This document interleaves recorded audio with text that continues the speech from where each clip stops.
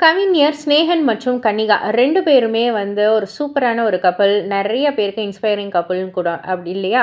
So சமீபத்தில ஒரு இன்டர்வியூல வந்துட்டு இன்டர்வியூர் கேட்கப்பட்ட ஒரு கேள்வி என்னன்னா, இப்ப இருக்கிற உலகத்தில ஒரு 8 மாசம், 10 மாசம் ஒரு காதல் தாக்கு பிடிக்கிறதே பெரிய விஷயமா இருக்கு. 12 வருடங்கள் உங்களுடைய காதல தொடர்ந்துட்டு வரீங்க. என்ன காரணம் இது? எப்படி நீங்க வந்து அத மெயின்டெயின் பண்றீங்க? எப்படி நீங்க வந்து அத ஒரு புரிதலோட கொண்டு போறீங்க? அப்படின்ற மாரி கேட்டதற்கு, ஸ்நேகன் அவர்கள் ரொம்பவே அழகா ஒரு விஷயத்த தான் சொல்லியிருந்தாரு. "இருவர் இருக்கும் உலகம் இது" இப்படின்ற ஒரு வரிய வந்து நானே என்னுடைய பாடல்ல எழுதியிருக்கேன். புதுக்கோட்டையிலிருந்து சரவணன் அப்படின்ற ஒரு படத்துக்காக எழுதியிருக்கேன்.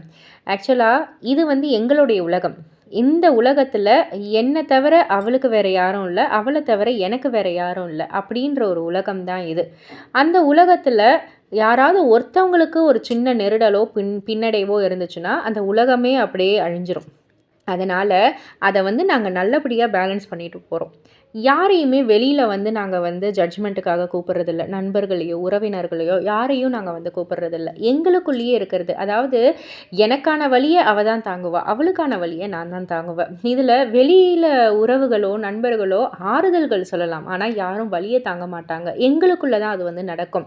அதுதான் எங்களுடைய புரிதல். இப்ப எங்களுடைய உலகம் வந்து அழகான 2 குழந்தைகள் மூலியமா பெருசா இருக்கு. அவங்களுக்கிட்டயும் நாங்க வந்து சொல்லுவோம். அப்பாவும், அம்மாவும் இந்த காதலோட இருந்தோம். காதல்னா எவ்வளவு அழகு. நீங்க அந்த காதலோட இந்த உலகத்த பாருங்க. அப்படின்னு நாங்க வந்து சொல்லி தருவோம். இதுதான் எங்களுடைய காதல் அப்படின்ற மாரி வந்து சொல்லியிருந்தாரு.